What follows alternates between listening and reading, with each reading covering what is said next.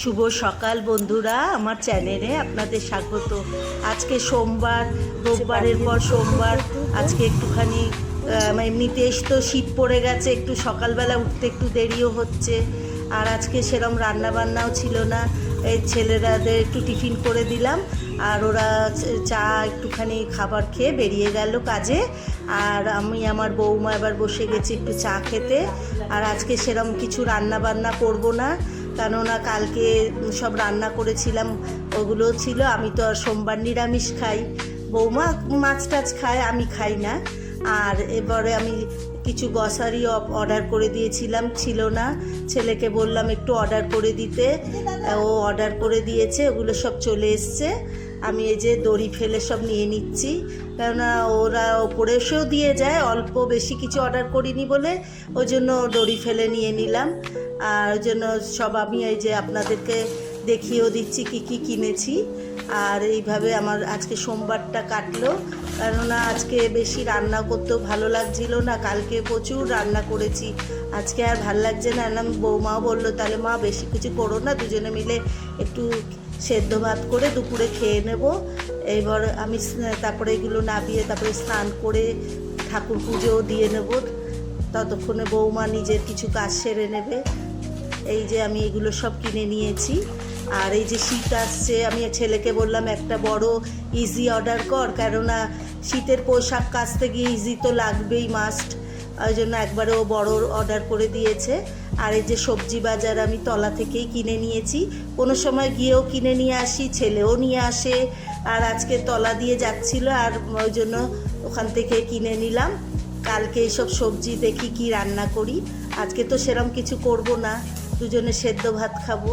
ওই জন্য আজকে সবজিগুলো সব গুছিয়ে ফ্রিজে তুলে দেবো, এইসব এক একটা সবজি। আর এখন যা যা সবজির দাম, আগে সবজি কিনতাম, এখন আগুন ছোঁয়া সব দাম।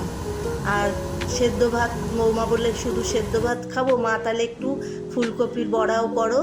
ওই জন্য একটু ফুলকপির বড়া করে নিলাম। আর গোবিন্দভোগ চালের ভাত, আলু সেদ্ধ, এই খাবো। আর এই খাবার হলে মানে অমৃত, মানে আর কিছুই লাগে না। আমার তো ভীষণ ভালো লাগে এইসব খাবার।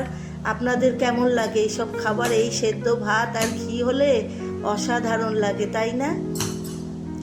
এই যে দুজনের থালা বেড়ে নিয়েছি, নিয়ে আলু সেদ্ধটা এবার আমি মেখে নেব।